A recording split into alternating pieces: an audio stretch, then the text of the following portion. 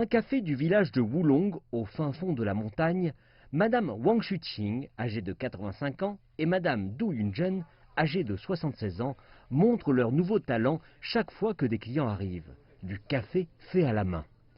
Boire le café fait par la grand-mère et respirer l'air frais en regardant le beau paysage, c'est génial comme sensation, nous n'avons plus envie de partir. Les maisons d'hôtes commencent à se développer, il y a beaucoup de clients, l'ambiance est très animée.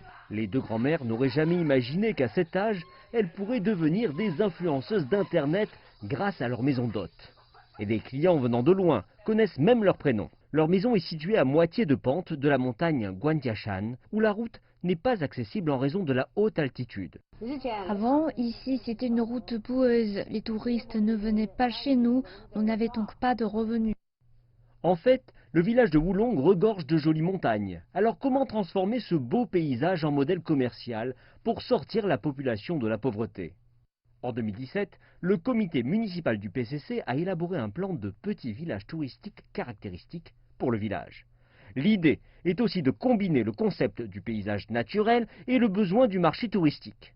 En peu de temps, la route boueuse a été remplacée par une piste cyclable. Des fleurs ont été plantées le long de la rivière Shelong. Les vieilles maisons du village ont été rénovées et modernisées, comme celle des deux grands-mères, nommées d'après elles, Xuqing et Yunzhen. Nous louons 5 chambres, ça fait 3500 yuan par an. Je travaille sur ces chambres, je gagne aussi un salaire de 500 yuan. En tout, ça fait 10 000. C'est beaucoup mieux qu'avant. On a tout le temps des clients, les affaires marchent pas mal. Concernant son développement, le village de Wulong a aussi travaillé sur le concept de la nostalgie. Maintenant, les touristes ne se satisfont pas uniquement de jolies montagnes. Ils espèrent retrouver du réconfort dans les coutumes et le mode de vie de la ruralité. C'est pour ça que nous avons trouvé le concept de nostalgie pour assurer la promotion du village. Dans la salle d'essai sur la culture agricole du village de Wulong, la mélodie campagnarde évoque les souvenirs du passé de beaucoup de gens. Cet ancien artisan, Miu Wenxing, travaillait dans la coopérative de pression de l'huile du village.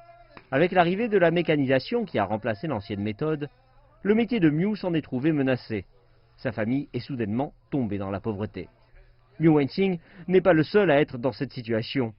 Afin de gagner leur vie, de nombreux artisans du village ont choisi de cultiver ou de partir ailleurs pour trouver du travail.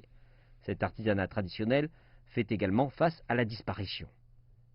Mais en 2018, le village de Wulong a construit un musée de l'expérience culturelle agricole, invitant Miu Wenxing et d'autres anciens artisans à faire revivre cette compétence agricole traditionnelle. Je reçois une subvention de l'entreprise, 30 yuan par jour, et celle du gouvernement, 20 yuan. Les revenus de l'huile pressée qu'on a vendue nous appartiennent aussi.